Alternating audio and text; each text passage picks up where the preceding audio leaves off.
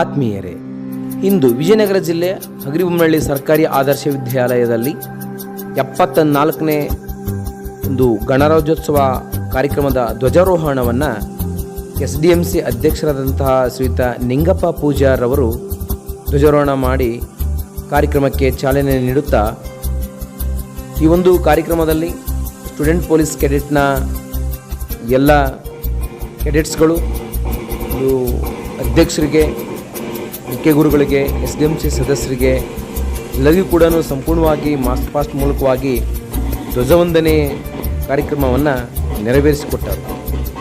ಈ ಒಂದು ಕಾರ್ಯಕ್ರಮ ಭಾಳ ಅರ್ಥಪೂರ್ಣವಾಗಿ ಅದ್ಧೂರಿಯಾಗಿ ಕಾರ್ಯಕ್ರಮ ಬಹಳ ಎಲ್ಲ ಒಂದು ವಿದ್ಯಾರ್ಥಿಗಳ ಶಿಕ್ಷಕರ ಒಂದು ಪಾಲ್ಗೊಳ್ಳುವಿಕೆಯೊಂದಿಗೆ ಅತ್ಯುತ್ತಮವಾಗಿ ಮೂಡಿಬಂತು.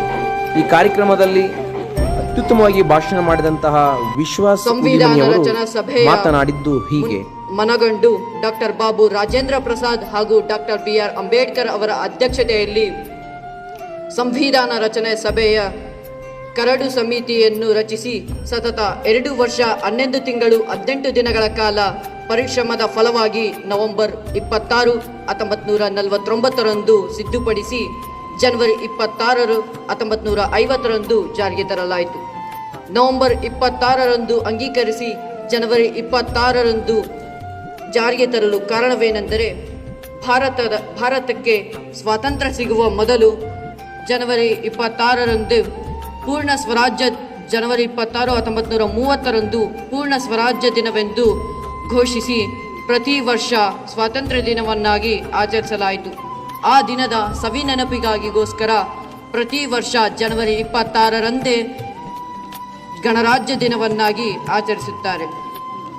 448 ಅನುಚ್ಛೇದಗಳು, 12 ಅನುಸೂಚಿಗಳು, 25 ಭಾಗಗಳನ್ನು ಒಳಗೊಂಡಿದ್ದು 103 ಬಾರಿ ತಿದ್ದುಪಡಿಗಳೊಂದಿಗೆ ಭಾರತ ಸಂವಿಧಾನವು ವಿಶ್ವದ ಅತಿ ದೊಡ್ಡ ಸಂವಿಧಾನವಾಗಿದೆ.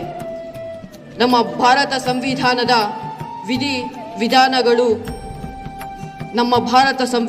ವಿಧಿವಿಧಾನಗಳನ್ನು ನೋಡಿದ ವಿದೇಶಿ ಮುಖಂಡನೊಬ್ಬ ಹೇಳಿದ, ಇದು 20 ವರ್ಷಗಳ ಕಾಲ ಅಸ್ತಿತ್ವದಲ್ಲಿದ್ದರೆ ಹೆಚ್ಚಾಯಿತು ಎಂದು ನಮ್ಮನ್ನು ಗೇಲಿ ಮಾಡಿದ್ದ. ಆದರೆ ಇಂದು 74ನೇ ಗಣರಾಜ್ಯೋತ್ಸವವನ್ನು ಆಚರಿಸುತ್ತಿದ್ದೇವೆ. ಇದೇ ಅಲ್ಲವೇ ನಮ್ಮ ಸಂವಿಧಾನದ ಗಟ್ಟಿತನ ಹಾಗೂ ನಾವು ಕಾನೂನಿಗೆ ಕೊಡುವಂತಹ ಗೌರವವನ್ನು ಹೇಳುತ್ತೇನೆ.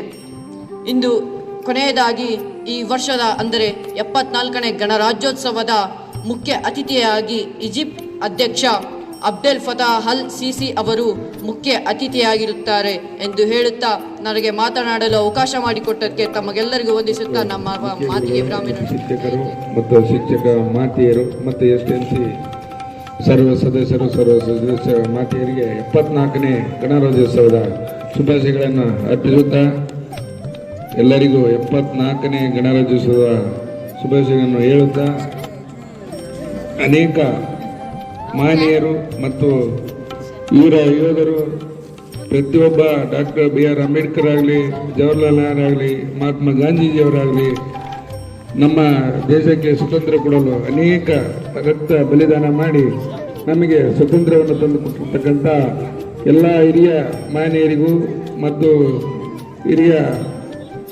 ಗಣ್ಯ ವ್ಯಕ್ತಿಗಳಿಗೂ ಇವತ್ತಿನ ಸ್ಮರಿಸುತ್ತಾ ಅವರನ್ನೆಲ್ಲ ನೆನೆಯುತ್ತಾ ನಾವು ಸುಗಮವಾಗಿ ಮುಂದಿನ ಹೆಜ್ಜೆಯನ್ನು ಇಡೋಣ ಅಂತ ಹೇಳಿ 4 ಮಾತು ಆಡಲಿಕ್ಕೆ ಅವಕಾಶ ಮಾಡಿಕೊಟ್ಟಂತ ತಮ್ಮ ಎಲ್ಲರಿಗೂ ಸಾಕಷ್ಟು ಜನರು ಗಣರಾಜ್ಯೋತ್ಸವದ ಬಗ್ಗೆ ಮಾತಾಡಿದ್ರಿ. ಈಗಾಗಲೇ ನಿಮ್ಗೆ ಗೊತ್ತಿದ್ದಂತೆ ಬಹಳ ಮತ್ತು ವಿಶ್ವಾಸ ಬಹಳ ಚೆನ್ನಾಗಿ ಮಾತಾಡಿದೆ. ಪ್ರಜಾರಾಜ್ಯೋತ್ಸವ ಅಂದರೆ ಪ್ರಜೆಗಳಿಗೆ ಕಾಲದಲ್ಲೆಲ್ಲ ರಾಜ್ಯರ ಆಳ್ವಿಕೆ ಇತ್ತು. ಹಲವಾರು ಮಹಾತ್ಮರು ಸೇರಿಕೊಂಡು ಬ್ರಿಟಿಷರ ವಿರುದ್ಧ ಹೋರಾಡಿ ನಮ್ಮ ಒಂದು ದೇಶಕ್ಕೆ ಸ್ವತಂತ್ರವನ್ನು ತಂದುಕೊಟ್ಟರು.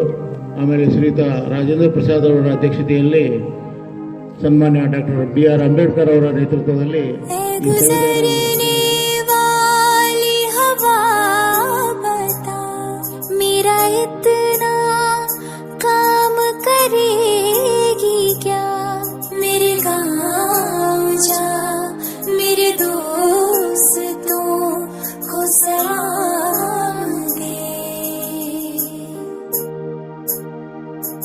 मेरी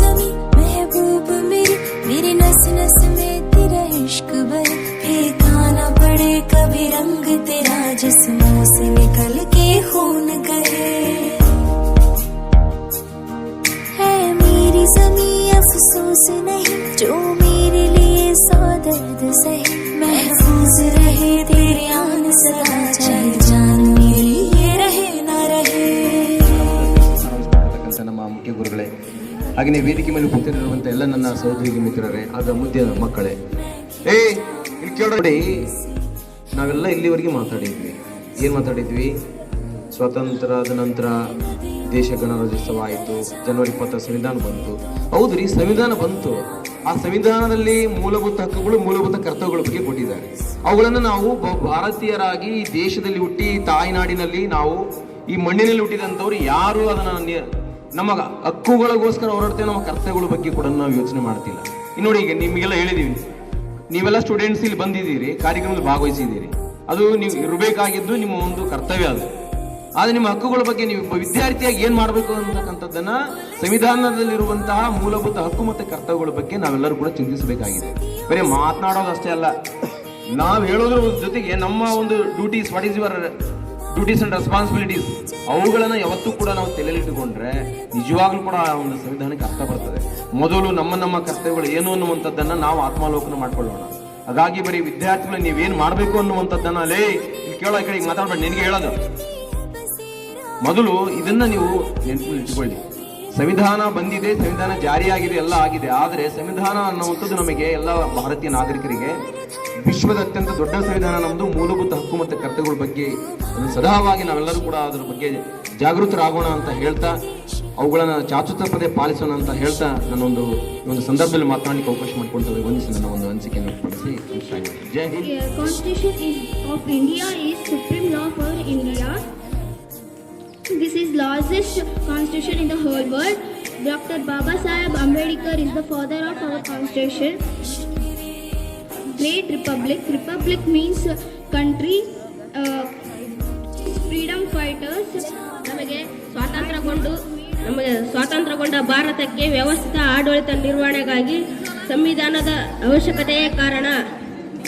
ಡಾಕ್ಟರ್ ರಾಜೇಂದ್ರ ಪ್ರಸಾದ್ ಅವರ ಅಧ್ಯಕ್ಷತೆಯಲ್ಲಿ ಸಂವಿಧಾನ ರಚನಾ ಸಮಿತಿ ರಚನೆಗೊಂಡಿತು. ಡಾಕ್ಟರ್ ಬಿ ಆರ್ ಅಂಬೇಡ್ಕರ್ ಅವರು ಸಂವಿಧಾನ ರಚನೆ ಮಾಡಿ 1949 ನವೆಂಬರ್ 26ರಂದು ಸಂವಿಧಾನ ಪೂರ್ಣಗೊಂಡಿತು. 1950 ಜನವರಿ 26ರಂದು ಸಂವಿಧಾನ ಜಾರಿಗೆ ತರಲಾಯಿತು. ಅಂದಿನಿಂದ ಭಾರತವು ಗಣರಾಜ್ಯವಾಯಿತು. ಇಷ್ಟು